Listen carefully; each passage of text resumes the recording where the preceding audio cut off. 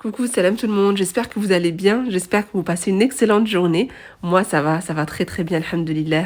Donc ça y est, les enfants sont en vacances, je les attendais avec impatience, honnêtement. J'avais besoin de repos, donc ça va me faire du bien de pas me lever super tôt le matin, même si mes enfants vont se lever tôt, mais je croise les doigts pour qu'ils me laissent faire quelques grasses matinées quand même durant ces 15 jours. Mais voilà, juste le fait de pas devoir sortir tôt le matin, bah, déjà c'est pas mal. Alors bref, sinon, aujourd'hui au programme, j'ai eu envie de vous partager un dessert. C'est vrai que ça fait quelques jours, je vous partage que du salé.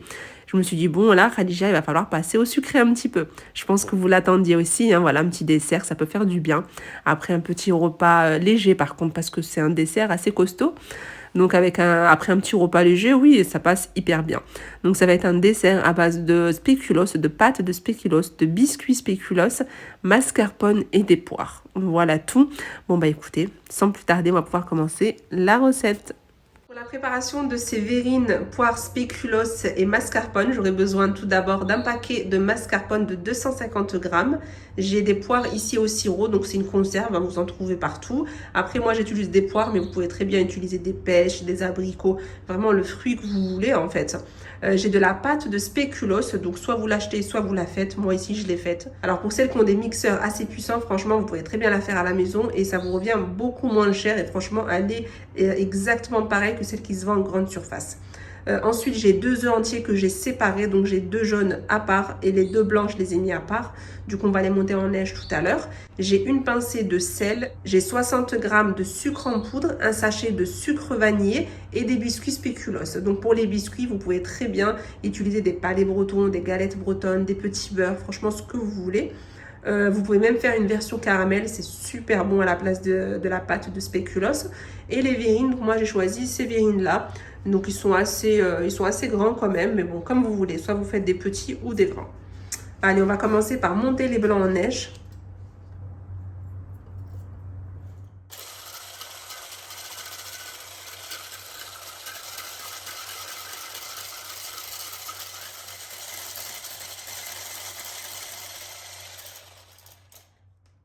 Donc si vous retournez votre bol et que le blanc ne tombe pas, ça veut dire qu'ils sont bien montés en neige ferme.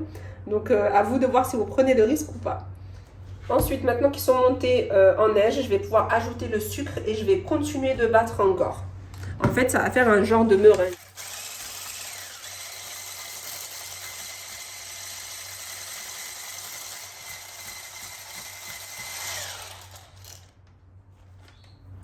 Alors maintenant que j'ai monté le blanc avec le sucre, je vais pouvoir passer à l'étape suivante. Donc je prends un saladier dans lequel je vais mettre la mascarpone. On va la fouetter un petit peu hein, pour l'assouplir.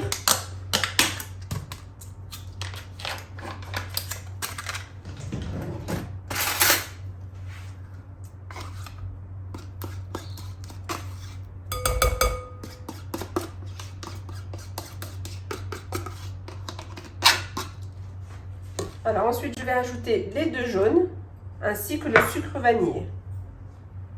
Et on mélange.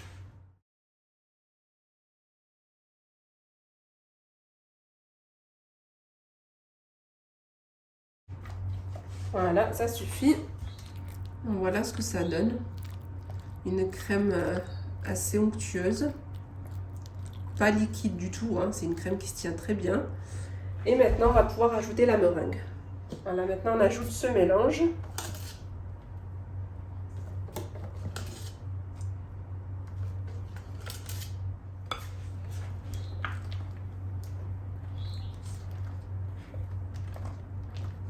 Voilà, on y va doucement, délicatement.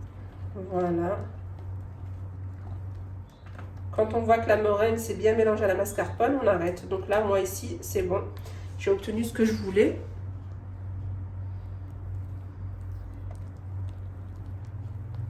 Franchement, c'est une très jolie crème que vous allez pouvoir vraiment utiliser de plusieurs façons, pas uniquement la version que je vous montre moi aujourd'hui.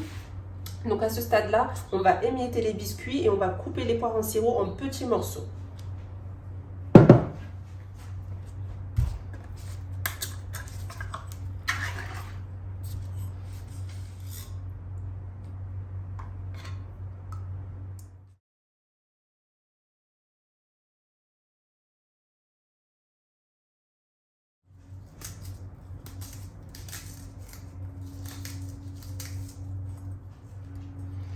Voilà ce que ça donne.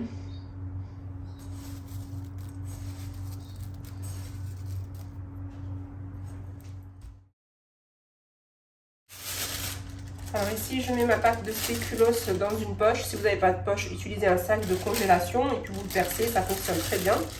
Et je vais la passer un tout petit peu au micro-ondes parce qu'elle était au réfrigérateur. Donc c'est vrai que quand elle est plus liquide, c'est plus facile à étaler sur des verrines. Ou sinon, sortez-la, si elle était au frigo, vous aussi, sortez-la un petit moment avant la préparation. Alors si vous n'avez pas de pâte de spéculoos à la maison, mais en revanche, vous avez de la pâte à tartiner, franchement, vous pouvez l'utiliser. À ce moment-là, ne mettez pas le biscuit spéculoos, parce que ça ferait un petit peu bizarre au niveau du goût. Mais voilà, remplacez par un autre biscuit, peu importe, des petits beurres, vraiment un petit biscuit classique, quoi.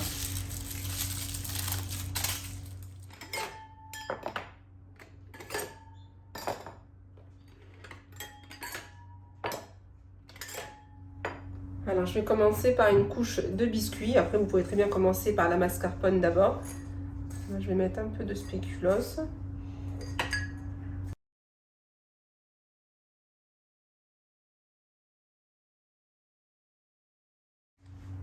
Ensuite, je mets la mascarpone. Même pour la mascarpone, vous pouvez utiliser une poche, comme j'ai fait pour la pâte de spéculoos.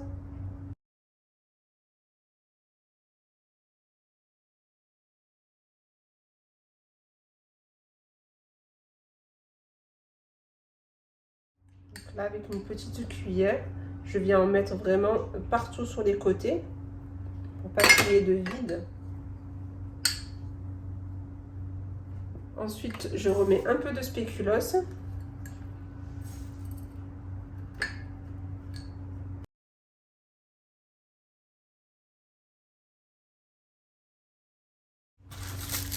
Maintenant, je viens mettre un peu de pâte de spéculoos.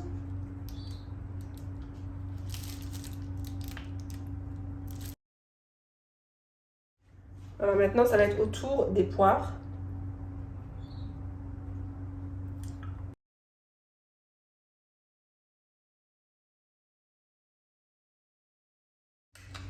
Alors, je termine par un peu de mascarpone.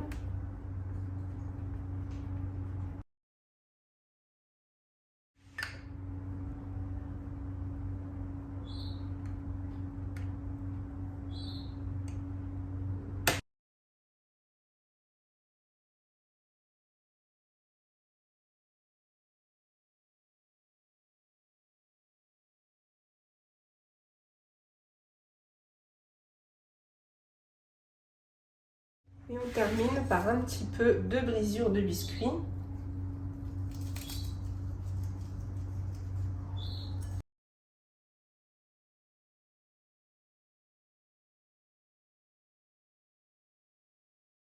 Le résultat final, donc j'ai fait deux modèles différents volontairement pour vous montrer que vous pouvez vraiment superposer les couches comme vous voulez. Donc pour les 5 qui sont juste là, j'ai commencé avec le spéculoos. Voilà, et regardez avec quoi j'ai terminé. Ici, j'ai commencé par le mascarpone et regardez du coup comment j'ai terminé. Une petite décoration toute simple. Voilà, après à vous de voir ce que vous préférez. Donc on voit bien les différentes couches. Donc on a la mascarpone, ensuite les poires, spéculoos, la pâte de spéculoos et j'ai terminé par le mascarpone. Alors maintenant je vais refermer les cloches, je vais mettre ça au frigo. Donc voilà, il faut vraiment leur laisser aussi le temps de refroidir bien comme il faut parce que c'est super bon quand c'est bien frais. Concernant la taille des verrines, donc comme je vous ai dit tout à l'heure, moi mes verrines sont assez grandes. Donc si vous avez envie de faire vraiment des petites verrines parce que vous avez préparé un café gourmand ou voilà où il y a plusieurs préparations et vous voulez pas vous bourrer le ventre avec une seule verrine, eh bien vous pouvez très bien utiliser des toutes petites. Vraiment vous pouvez, il n'y a pas de problème et vous pourrez même varier les goûts. Donc ça c'est intéressant. Et du coup forcément vous allez obtenir beaucoup plus de verrines vu que vous allez prendre des petites.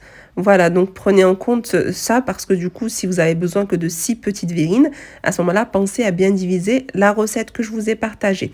Donc ici, je vous laisse regarder du coup l'intérieur. La crème a très bien pris au frigo et c'est super bon. Vraiment, et encore une fois, à déguster, bien frais.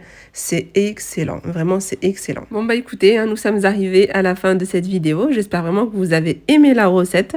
N'hésitez pas à me dire ce que vous en avez pensé. Et bien évidemment, si vous avez apprécié la recette, comme d'habitude, je vous invite à liker cette vidéo, à commenter et à partager la chaîne autour de vous. Je vous dis à très très vite, Inch'Allah. Sahaftorkum.